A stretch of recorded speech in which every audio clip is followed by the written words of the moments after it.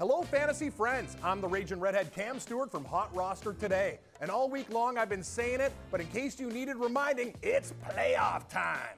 And the draft prep, waiver wire moves, and the trades have built up to this moment. Now it's time to seal the deal and get you to that championship.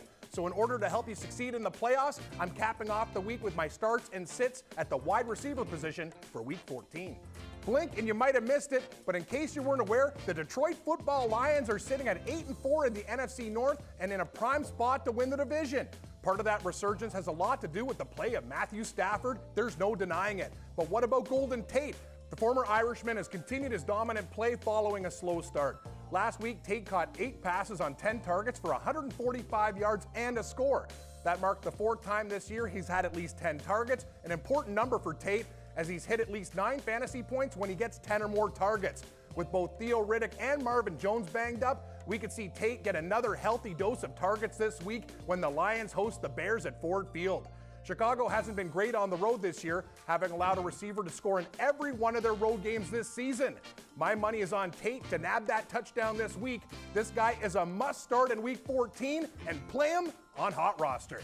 Speaking of resurgences, what about Julian Edelman of the Pats? It's been an up and down season for the Patriots slot receiver, but over his last 4 games, he seemed to have settled into a huge role. Edelman has caught at least 7 passes for 83 yards, and he's recorded 2 games with double-digit fantasy points in the last month.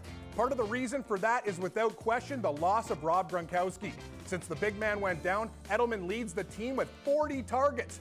Meanwhile, the Patriots are slated to host the Ravens on Monday Night Football, which should be a major opportunity for Edelman to go off. The Ravens have struggled against slot receivers over the last 3 weeks. As we've seen, Eli Rogers, Cole Beasley, and Jarvis Landry all record at least 8 fantasy points. I expect Edelman to do way more than that. Start this guy and look for him big time on HotRoster.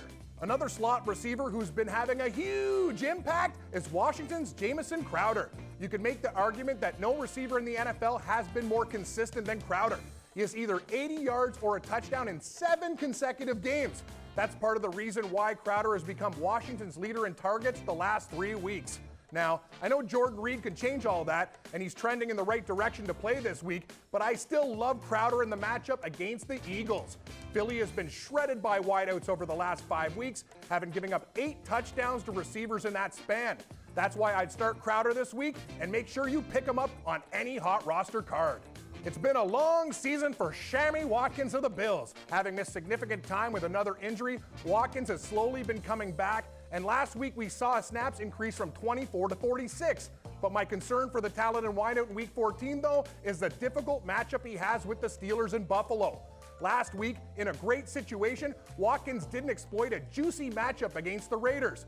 And whether that has to do with his recovery doesn't even matter, because things aren't going to get any better versus Pittsburgh this week.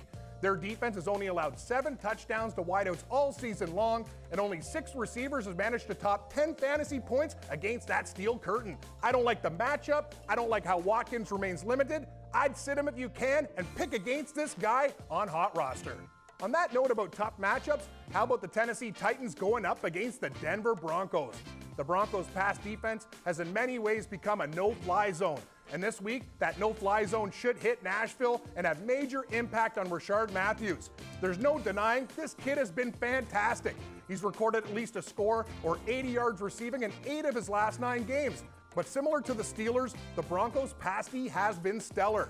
Led by Aqib Talib and Chris Harris Jr., the Broncos secondary has only allowed 6 touchdowns to wideouts all season, and only 5 of them have topped 10 fantasy points against them. Matthews won't be one of those guys. Sit him if you have him, and bet against this guy on HotRoster. And finally, my last sit of the week has to be Kelvin Benjamin of the Carolina Panthers.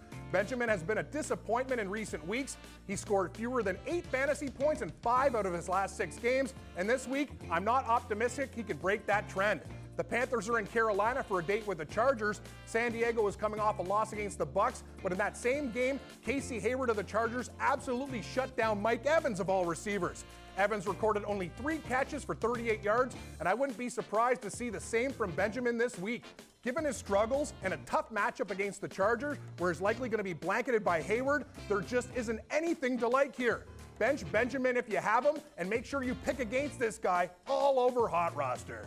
Well, that's it today, friends. Tomorrow I'll look down to break one of the cards featured on HotRoster for Week 14. And for those of you who don't know what HotRoster is, you gotta check it out. Go to HotRoster.com, download the app, give it a try. It's like no other fantasy game you've ever played.